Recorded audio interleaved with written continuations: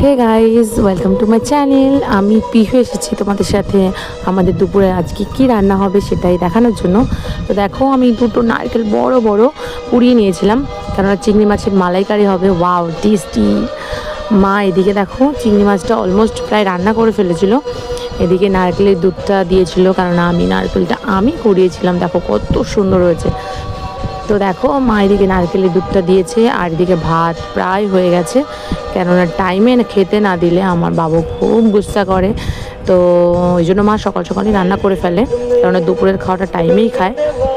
তো দেখো চিংড়ি মাছের নারকেলের দুধটা দিয়ে কি সুন্দর কালার হচ্ছে। এরপরে জানি আরও ফোটালে আরও সুন্দর কালার চলে আসবে। দেখো ওয়াও, আমি দেখে আমার জিভে জল চলে আসছে। টেস্টি। তোমরা কে কে চিংড়ি মাছের মালাইকারি খেতে ভালোবাসো জানিও। আর এদিকে আমার পাপা একটু ফ্রুটি খাবে বলে বায়না করছিল, সকালেই এনেছিলাম, তো এনে আগে ফ্রিজে রেখেছি, কারণ যা হোক এখনও গরম পড়ছে। তো ওকে আমি ফ্রুটটা দিয়ে দিলাম। এই দেখো অল ডান, চিংড়ি মাছের মালাইকারি কত সুন্দর লাগছে।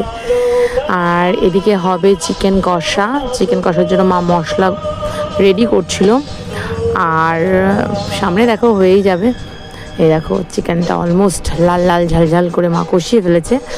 বাও, আমার দেখেই খিদে পেয়ে গেছে। আর এই যে আমটা সিদ্ধ করে যে টক ভাবটা যাতে না লাগে, ওই জলটা ফেলে দেয়। আর আর এটা হচ্ছে চিংড়ি মাছের মাথাটাকে বাটেনি অ্যাকচুয়ালি, মিক্সিতে দিয়েছে। এ দেখো টুডে স্পেশাল মেনু, চিকেন কষা, চিংড়ি মাছের মালাইকারি, আমের চাটনি। আর চাটনির সাথে কী খেতে হবে বলো তো? পাঁপড়। ওয়াও, তোমরা কে কে এই মেনুগুলো পছন্দ করো? বিশেষ করে এই চিংড়ি মাছের মাথা বেটে যে বড়া টাইপের রেসিপি করে, কে কে খেয়েছো এবং খেতে ভালোবাসো অবশ্যই জানিও। তো সবাই কমেন্ট শেয়ার করে দিও, সাবস্ক্রাইব করো। Thank you.